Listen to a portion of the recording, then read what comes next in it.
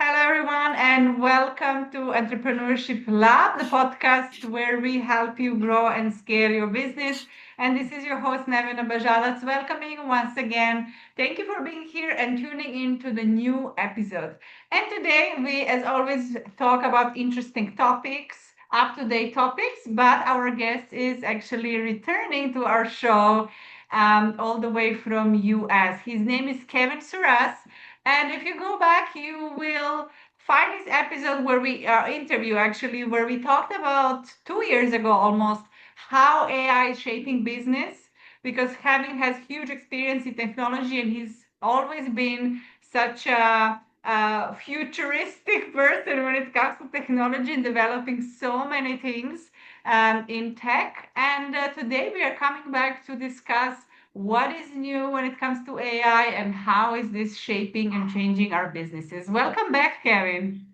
Well, happy to be back. Thanks for having me. Yes, it's a real pleasure. Our interview was so interesting last time, and I was very happy when your team reached out and said, "Hey, do you want to have Kevin again?" And I was like, "Absolutely," because there's so many changes that happened in the past 2 years with AI, and now it's part of our lives. So I'm very excited to dial in and hear a bit more. What's happening in the market now, and what changes have you been seeing last Well, few look, in years? the last couple of years, we went from a simple LLM called ChatGPT 3 or 3.5 at the time to many models that are all multimodal today. And at any one time, one model is better than the other at doing certain things. So I have more than 20 subscriptions. I use 40 different services, but there's 5 major models that I use regularly and for different things. Perplexity and Gemini. Gemini is kind of top of the heap for the moment, might stay there. Obviously, GPT-5 and Claude from Anthropic. And then a bunch of video models and other things, right? And an occasional grok if I want to do something that's nearly illegal because you can do anything on that. So it's a very interesting time, and going around the world and talking to corporations and trying to get their employees highly engaged. What I'm finding is small companies and entrepreneurs are grasping on to do everything they can with AI. And they still don't realize how much they can do that I teach, right? But still they're doing things and they're building agents for themselves and all of these things. Big corporations so want to do that, but the employees are having a hard time getting there, right? Mostly they've only rolled out Copilot from Microsoft. So they have a little help in Word or Excel, and that's about it, right? A little layout in their PowerPoints. So mostly in corporations, you got mostly people are playing or they're using a little bit of Copilot. And when I walk in and say, I just spent an hour and I've redesigned your entire product line, analyzed your competition, and I can show you where there's an extra $1 billion of revenue 2 years from now, they fall off their chair. Like they don't know you can do that because they're thinking, oh, it helps me spell check my Word document. It helps me add a sentence. There where entrepreneurs, were 3 years ago, right? So they're 3 to 5 years behind. And I think that's kind of the big news. So like we talk about agents, and 2025 should be the year of agents. And it was for some entrepreneurs, and some entrepreneurs are clearly using this in really interesting ways to automate some marketing tasks or sales tasks or other things. You get to a big corporation, it's like, we're not doing any of those. They're dangerous. They are a security problem because they have access to so much. And unlike entrepreneurs, all big corporations have already rolled out something called RPA over the last 10 years. That's robotic process automation. That is very deterministic. It's very clean. It's very secure. And it is a kind of like an agent thing, right? It'll do 10 things in a row, but based on a set of rules, not based on just thinking out of the box, just the set of rules that you put in. So for a corporation, working on rules is good for them, right? So if I want to process this particular transaction a certain way through 5 systems, I've got RPA that does that today. So I don't need an agent that does it. I've already got almost an agent that does it, right? It's a dumb agent, but it's not completely dumb. It's as smart as I made it, but no smarter than that.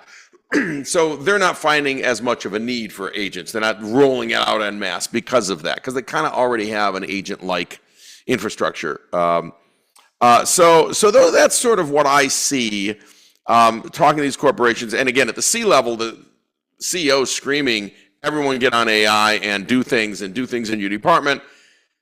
But then you got SecOps that stops them and doesn't let them do shadow AI and doesn't let them go out to all these services. And so they're kind of stuck with Copilot and doing a little help in Excel rather than totally changing their business, right? So I come in and tell them how to totally change their business and then say, now you got to go to IT and ask permission to do so. I love that because it's so eye-opening. But do you feel that I had a feeling with many companies that they feel that if their employees are using AI too much, that they're like not doing the job, like that they're getting a tool that's doing their job and they're like, no, you have to be there. Because I feel there's still a lot of companies that are struggle with old mindset.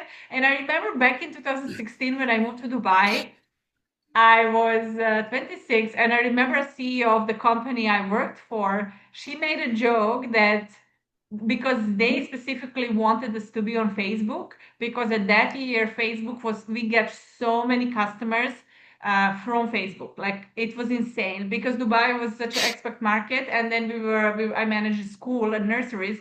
And we were getting we would join this group with all the parents and moms and people were asking for recommendation for school. So we were all commenting. Yeah. And then she started laughing, saying, I remember 5 years ago, my boss, she worked for L'Oreal and she was a CEO. She says they forbid us to use Facebook, right? Because they thought we were wasting time being on Facebook, posting pictures. So then she was laughing, saying, like now I'm forcing employees to be better and better because we're using it as a tool.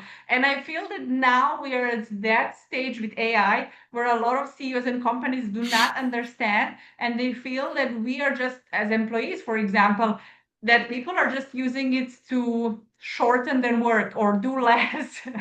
And what are your thoughts about this? How do you see here's my thoughts. So first of all, there's a right way and a wrong way to use AI. And if you're putting in a single sentence prompt, that's probably the wrong way. You're not doing the kind of analysis and critical thinking that you want to do. So my prompts are typically 2 paragraphs or more, and often much more, and they might be 2 paragraphs and 10 documents. Analyze all this. This is what I've done in the past. Here's some competitive things. Give me an analysis of the following. And I do that because now I'm using it in a way that would be very challenging for me to take in all that information and do my own analysis. I'd have, highlighters and do all of that in a manual way. So that's the right way to do it. But here's the bottom line. If you are more productive using AI in any way that you can at work, you should be using it, because if you're not, your competitor is. So if there's some boss saying, I don't want you using it because that's not doing your job, that's okay. Across the street, there's a competitor that is using it, and they can do it with a quarter of the employees that you are having, right, that you're using. So that boss is wrong. Get the job done with any tools that you're given. Look, it's like when Photoshop came out, and some boss would say, no, I don't want you to manipulate the photo. You should retake the photos until they're right. You could do that, but quickly, within a short period of time, every photographer used Photoshop. Why wouldn't you? Of course you would. You can change the brightness, you can isolate objects, and you can do a lot more now with AI and Photoshop, right? But why wouldn't you do that? Or Illustrator for a long time. No, you still have to do it on paper with a pencil. And then stop. I have a system now called Illustrator. I can use it. This is true with all these tools. Eventually they take over. And by the way, here's a controversial thing that I've gotten myself in some hot water, but I'm going to say it anyway, is in the music industry, and you can see some awards back there. I'm active in music and film. And in music, I was one of the first people. I was looking at and I was like, what is this award? Is this Emmy, Tony? This looks familiar. So you're going to tell me that story later, because I was like... There's a variety of awards back there, but that's okay. Let's just, I'm active in film and Broadway and stage shows. So variety of awards from a variety of different places, right? So here's the interesting thing. A couple years ago, I started playing around a little bit with AI generation for music. And it wasn't very good yet, but I could see where it was going. And so I would generate some things, and with whatever abilities you had to manipulate it at the time, which was very limited. And what came out didn't sound that good, but very interesting. And so I'd show that to musicians, or I'd present it, and they'd go, yeah, it's pretty junky. It really has no emotion or so. I said, yep, I agree, but it's going to get better. And then a year ago, it was getting much better. And today, these tools are actually designed for musicians to do stem separation. That means you can separate out all the parts. You can get what's called MIDI parts out. You can turn that into musical notes. You can do all this stuff. So I recently presented to a group of musicians, a large group, and I showed them all the different tools and how I use a variety of different tools. And at the end, I put it all together and said, let's pretend I've got a Broadway musical. I've got someone who's written the script. What I want is the I Want song, the big song early on that says, Navina wants this, and I really want to give it to her, right? It's so important. She wants to be a billionaire, and I hope she is. She wants to cure cancer, whatever it is, right? So I showed them this process that says, I've got a script, I need an I Want song. And in about 5 minutes, through a bunch of things that I did, right, I was able to generate this I Want song in front of them and then play them the 4-minute song. And instead of people saying, that's not going to be anything, right? It's just junk. They got viscerally angry. This is not fair. This is terrible. Oh, by the way, it's a terrible song. It has mistakes. But they were so visceral about it. That's when I knew it was so good. And by the way, that particular song and others that I've done since then, that take a while. You're going to take an hour or two, but you're going to get what you want. They are so good and so accurate. Every instrument is recorded beautifully, is played beautifully, is played in the right range, has the right intonation, has the right emotion in the instrument. You can hear the breath, you can hear, and then the singers, are stunning. Actually, they're so perfect that they're slightly imperfect, right? Because a human singer is slightly imperfect. When you hear it, and now I've done several examples. I had a really great CTO in the industry say, prove to me that you can generate music that I can't tell the difference. So I said, great, single blind test. Here's 6 songs. Some or none may be generated by AI. Figure out which ones. And he listened and listened and listened and listened. And a few hours later, he came back. He said, I give up. I don't know if I don't know. I have no idea. I said, then I proved my point.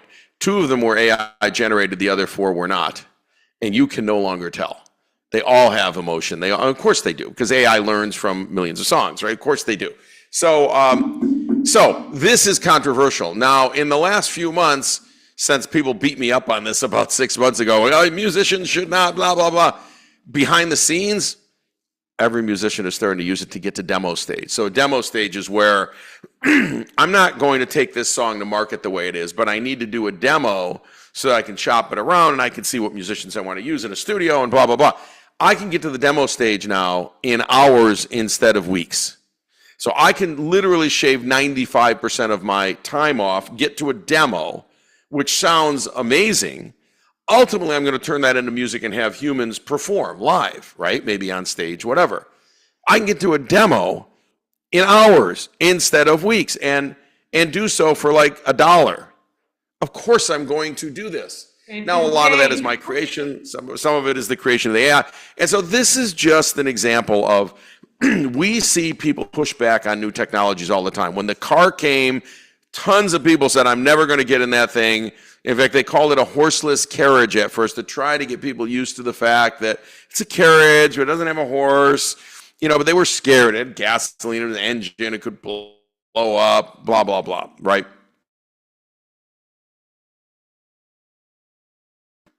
This is truly because I'm old enough saying, never put one on my can we admit, I'm not going to use the internet. I'm not going to have a smartphone, right? So here we are with AI. Most of the people listening to your podcast are going, I'm embracing it every way I can. But there are billions of people in this world that have only played with it a little and they think it's a toy and they have no idea the power of AI for everything you do, and I'm using it 5 times an hour. For the power to create and generate music and new kinds of thinking around music, if you know how to drive it, if you know how to edit it, all of those things. Same with video. Video is in its early stages, but I can generate some video that is incredibly interesting and provocative and fabulous, and you can't tell that it didn't come from Hollywood. And that's going to disrupt Hollywood, like AI is going to disrupt everything. But it is what it is. And Navina, if you want to make a movie 3 years from now that's Hollywood quality, you will be able to make that and put it on YouTube. That's where it's heading. So I want to ask you, Kevin, for when it comes to business owners and businesses, what are some AI tools that you're recommending for them to use? Let's say 3 to 5, that's something it's a must-have for business owners. Yeah. So first of all the foundational models will pretty much do all your major business work. Okay. Yes, you can get other things. So there's a variety of things in sales that work amazingly well. All these intent tools that are now AI based that are looking for intent of the buyer. Are they leaning in, are they leaning out, etc. So you can spend more time on those with intent to buy. And there's a bunch of those, Humantic and a bunch of other ones. You can just look them up. There's probably 50 now, right? There's a variety of tools for interviewing candidates where the AI interviews the candidate first before you interview the candidate. This is actually a really great time saver. But for my business every day, like I want to generate a new product, analyze a new product, whatever it is, I am using GPT 5.2. I am using Gemini with Nano Banana now, but it's kind of built in. And that image generator is the best image generator on the planet today. Both Sora and Veo 3 are excellent, but Veo is able to put in audio and speaking people and stuff like that. And, everything. So the latest Gemini model for an LLM is top of the heap right now. It beats GPT 5.2 in most tasks. Their image generation, Gemini's image generation, Google's, right, Nano Banana 2, I think it's 2, is really the best image generation on the planet right now. And their video generation, Veo 3, is probably the best video generator on the planet right now. Interestingly enough, Google has gone from we have nothing in the market 3 years ago. And by the way, they invented deep learning in 2012. Google came out of Google. They invented the transformer, of which all LLMs and multimodals are based. They invented the transformer in 2017, published the seminal paper and said, here it is, boom, okay? And they were nowhere to be found in 2023. And in 2024, they put some things out there. They were way behind. And just recently, at the end of 2025, when we happen to be recording this, they have the top models in all 3 of the multimodals that we would care about, right? So don't write off Google. Now, why do they have the best video model? In fact, they have the best video analysis. I can upload a video to Gemini and ask it to analyze the video second by second if I want. And it's brilliant. And if you do that with GPT-5, you don't get anything. Most of the time, it doesn't recognize the video, and when it does, it spits out garbage. You say, why is that? Google got to train on YouTube, but they stopped the other models from training on YouTube a couple years ago. They said you can't train on YouTube, so they stopped them. So Google has the best training data. Google also has the most training data on humans and intent, right? Because of search. So it's interesting, and they have the best search robot, basically. And many websites have stopped other models from going and scraping their site, but not Google. They allow Google to come in because they want to be in Google search, right? So all of this stuff is happening. So if you're using a top model today, you're probably using Gemini for a lot. And then there's Perplexity, which is great at I think, research and giving you the references to that research. It's very good. And then Claude. Claude Code is amazing. People coding. It's, cursors there. There's a bunch of them. There's the Gemini tools. There's the Microsoft tools. But Claude's probably the top coding engine right now. And so people doing vibe coding, a lot of people using Claude Code. There's a lot. Geez, there's a lot to do. And then if you want to do something with basically no guardrails, go to Grok. And I haven't, but you could probably generate porn and generate all kinds of things because it's Elon Musk and he doesn't believe in guardrails. He goes, just use it, generate whatever you want. So that's interesting. And I have had to use Grok on certain things where what I was trying to do is generate like an updated image for Albert Einstein, right? And if you put Albert Einstein into any other model, it says, I recognize this person. I'm not going to do anything with it. So most of the models will stop you from, say, manipulating a celebrity. But Grok won't. So just go to Grok. It'll do anything you ask it to because they don't care, right? Yeah. I think that's fascinating. Like the music model, Suno's the best music generator out there. But if you want to do a cover tune and you upload something that you have a recording of, it'll say, I recognize this recording. I'm not going to allow you to use it. So there's a trick, but I probably won't tell you exactly how to do it here because everyone will go and do it. There's a trick to get it to go ahead and accept recorded music, not to steal it, but because what I want to do is do my own cover of it, right? And I have my own idea of it. And you can do covers of any previously published music. That's completely legal to do. It's your own arrangement and you can publish it.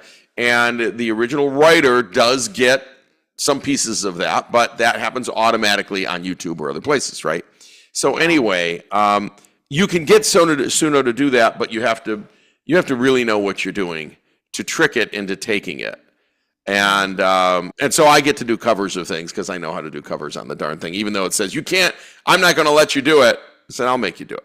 So then there's kind of jailbreak the things and get them to do things. So it is. Listen to everything I just talked about in 5 minutes, and you go, this is one heck of a world today that we're living in. Yeah, exactly. And I mean, thank you for sharing because this can help so many business owners that are still not using so many platforms and they can get and go and find those tools. And talking about AI generated images, I see an image behind you with Barack Obama, and I'm pretty sure it's not AI generated. So I want The to one that ask says about that Portico? story. Oh, with Obama? Yes. That's not AI generated. No, that's I have I been want to hear fortunate that enough to story meet. shortly. I have met so many celebrities that I've not only met but many are friends. Sometimes because of my work in Hollywood, sometimes because of the work in Silicon Valley, and sometimes just we did something together, whether it was Bill Clinton or Obama or Arnold Schwarzenegger. I recently put something on LinkedIn. If you follow me on LinkedIn, you'll see that I put some of them out there once in a while. I think of Arnold because a week or two ago I had Arnold Schwarzenegger on my LinkedIn post, and because we got to do something together. So you just meet people around. They happen to stop in. Yeah, I think we're gonna have episode number 3 in a while because I want to hear these stories, like Broadway, music, theater, and but we talk only about AI technology. So we need to find out the other side Yeah. of Kevin. Well, and look, I have a book coming out next year by April called the Joy Success Cycle. And the Joy Mm, Success Cycle basically makes the premise, and there's science behind it, that joy comes before success, not after. And I that love it's that. joy that drives the success, not success that drives joy. Although they can help each other, right? And Yes. it is a circle. It's a cycle. So the entire book is about that, and it's a methodology to make your life full of joy every moment. And I teach you how to do that because that's how I live my life. And so people kept asking me, how do you do this? How do you do this? And I give a lot of my keynotes to the Joy Success Cycle. So I finally wrote the book on how you do it. It's, a couple hundred pages. And if you follow it, you will absolutely live a joyful life and you will have more success because of it. Perfect. And I'm inviting everyone to go and get the book. What is going to be the name of the book? The Joy Success Cycle, but you can't get it till April All right. So April 26th. 2026, guys, it's very soon. Make sure to go on Amazon and get Kevin's book. Kevin, thank you so much for being on the show again. I'm so happy to be on. We there's so much to talk about here I and in this know. field and with you. Exactly, exactly. Thank you for being here. I invite everyone follow Kevin on LinkedIn, connect in April 2026, get his book, Remember, Live a Joyful Life, Successful Follow. And leave us comments. What would you like to hear next on the podcast? And give some comments, likes, hearts, and share with at least one entrepreneur that can benefit from this episode as well. Thank you for being here, and I see you in the next episode.